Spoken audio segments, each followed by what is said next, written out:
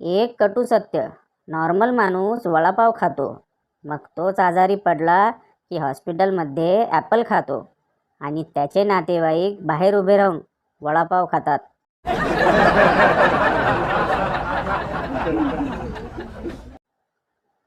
मुली, हा घे माझा नंबर आणि कोणाला देऊ नको. मुलं, हा घे माझा नंबर आणि तुझ्या सर्व मैत्रिणींना दे. मुलाचं मन नेहमी मोठं असतं.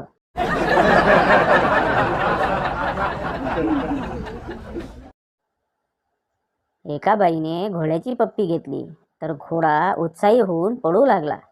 हे पाहून घोड्याचा मालक म्हणाला, बाई, आता माझी पण पप्पी घ्या, घोडा पकडायचा आहे.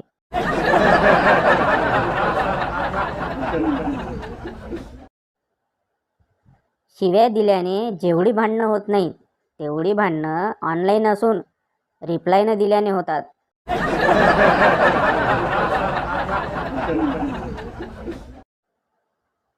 बायको, अहो, तुम्ही मला आजपर्यंत कधी सरप्राईज नाही दिलं. नवरा, चल तुला तुझी सवत दाखवतो.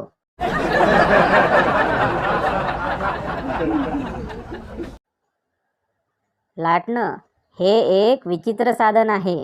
याच्याने पोळी गोड होते व नवरा सरळ होतो.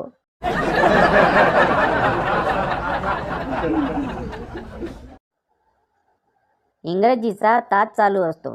गुरुजी गण्याला विचारतात, गुरुजी, गण्या, ईट केव्हा वापरतात? गण्या, गुरुजी, घर बांधताना वापरतात.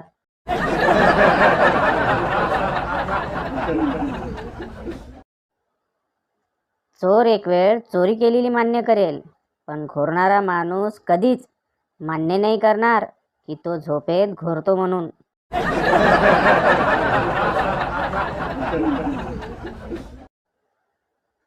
आयुष्यामधील सर्वात कठीण प्रसंग म्हणजे बशीत चहा ओतल्यावर शिंक येणे.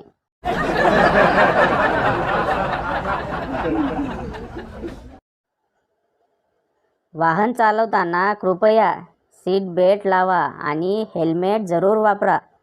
नुसतं वटपौर्णिमेच्या भरोशावर बसू नका. जनहितार्थ जारी, वाहतूक विभाग.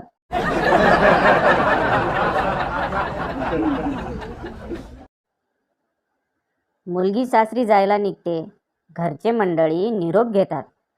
5-10 पावलं जातात न जातात तेच नवरी मागे येऊन पळतच घरात शिरते. वऱ्हाडी मंडळी हैराण होतात. तिची आई मागोमाग आत येते आणि म्हणते, काय झालं? असं मागे परतणं अशुभ असतं पोरी. नवरी, तुला शुभ अशुभचं पडलंय? इथे माझा चार्जर राहिलाय.